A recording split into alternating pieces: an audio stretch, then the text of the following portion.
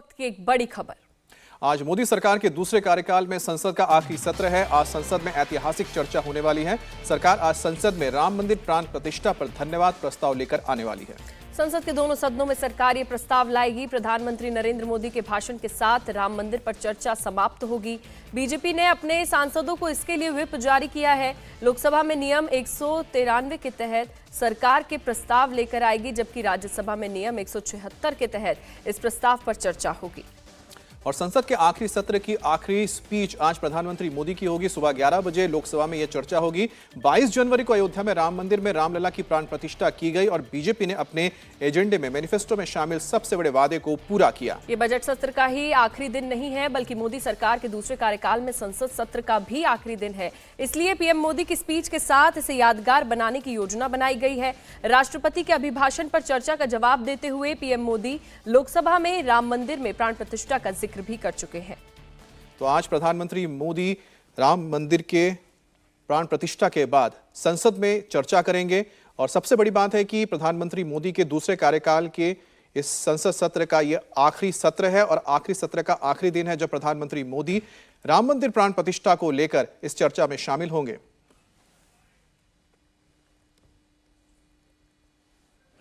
भगवान राम,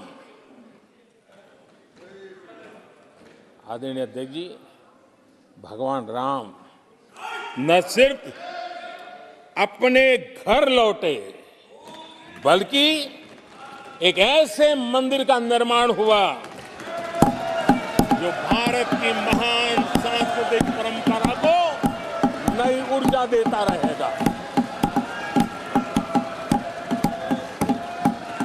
और आदरणीय अध्यक्ष जी, अब हमारी सरकार का तीसरा कार्यकाल भी बहुत दूर नहीं है। ज्यादा से ज्यादा 100-125 दिन बाकी है। और अब की बार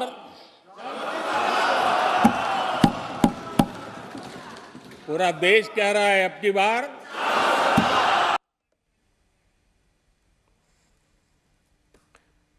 और आज संसद का दोनों सदन राममय होगा। लोकसभा में नियम 193 के तहत प्रस्ताव पर चर्चा होगी, तो वहीं राज्यसभा में रूल 176 यानी 176 के तहत प्रस्ताव पर चर्चा की जाएगी। लोकसभा में सुबह 11 बजे चर्चा की शुरुआत होगी, जहां श्री राम मंदिर की ऐतिहासिक प्राण प्रतिष्ठा चर्चा का विषय रहेगा। राम मंदिर पर 4 घंटे तक चर्चा होने के बाद पीएम मोदी के भाषण के साथ चर्चा का समापन भी होगा। तो राम मंदिर निर्माण को लेकर जो प्रस्ताव आना है उनमें भारत और भारतीयता के प्रतीक श्री राम, एक भारत श्रेष्ठ भारत के प्रतीक भगवान राम और भारतीय संस्कृति के प्रतीक भगवान राम शामिल हैं। और इन्हीं विषयों पर सदन में आज चर्चा होगी। और हमारे साथ इस वक्त विजय चौक से जुड़ गई हमारी सहयोगी विजय लक्ष्मी। विजय लक्ष्मी, आज संसद का दिन बहुत अहम इसलिए है कि कार्यकाल का आखिरी सत्र और साथ ही आखिरी दिन है, लेकिन राममय चर्चा होगी जो अपने आप में ऐतिहासिक दिन होगा। बिल्कुल अमित, आज संसद में जो है राम नाम की गूंज सुनाई देगी। लोकसभा में प्रस्ताव जो है वो लाया जाएगा नियम 193 के तहत, और राज्यसभा में भी नियम 176 के तहत प्रस्ताव लाएंगे।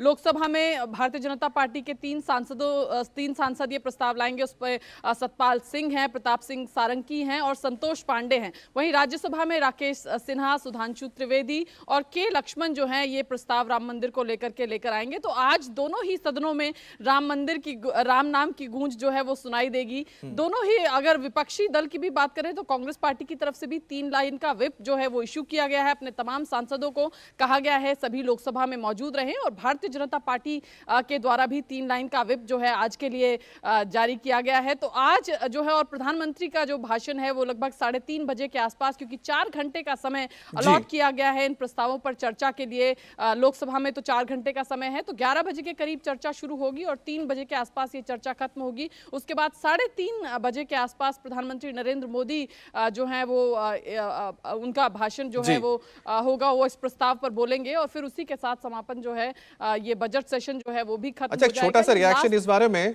कि जो कांग्रेस है या फिर बाकी विपक्षी दल है, उनका क्या रुख है आज के दिन को लेकर? देखिए, कांग्रेस ने अपना 3 लाइन का व्हिप जारी किया है। हालांकि कांग्रेस पार्टी ने कहा था कि सुप्रीम कोर्ट के जो वर्डिक्ट है राम मंदिर को बनाने का, उसका वो स्वागत करते हैं, लेकिन प्राण प्रतिष्ठा समारोह में कांग्रेस पार्टी ने जाने से किनारा किया था। कहा था कि एक भारतीय जनता पार्टी का इवेंट है। लेकिन आज 10 बजे मल्लिकार्जुन खड़गे जो लीडर ऑफ ऑपोजिशन है, उनके कमरे में एक बैठक बुलाई गई है, जहां पर इंडिया अलायंस के तमाम पार्टनर्स जो हैं अपनी रणनीति आज इस प्रस्ताव को लेकर के तय करेंगे। फिलहाल 3 लाइन का व्हिप जो है वो कांग्रेस पार्टी की तरफ से जारी किया गया है। बिल्कुल विजय लक्ष्मी, और आज संसद में यह ऐतिहासिक चर्चा होने वाली, चले देखने वाली बात होगी। बहुत शुक्रिया आपका तमाम जानकारी देने के लिए। तो आज संसद के दोनों सदनों में राम मंदिर पर सरकार धन्यवाद प्रस्ताव लाएगी, और जिस पर चर्चा के लिए 4 घंटे का वक्त रखा गया है। राज्यसभा में राम मंदिर के ऐतिहासिक निर्माण और प्राण प्रतिष्ठा विषय पर बीजेपी सांसद राकेश सिन्हा, के लक्ष्मण और सुधांशु त्रिवेदी करेंगे। भगवान राम, उनके जीवन ने इस राष्ट्र और समाज को जो प्रेरित किया, वो राम मंदिर के समय में किस रूप में हुआ, मैं बताना चाहता हूं।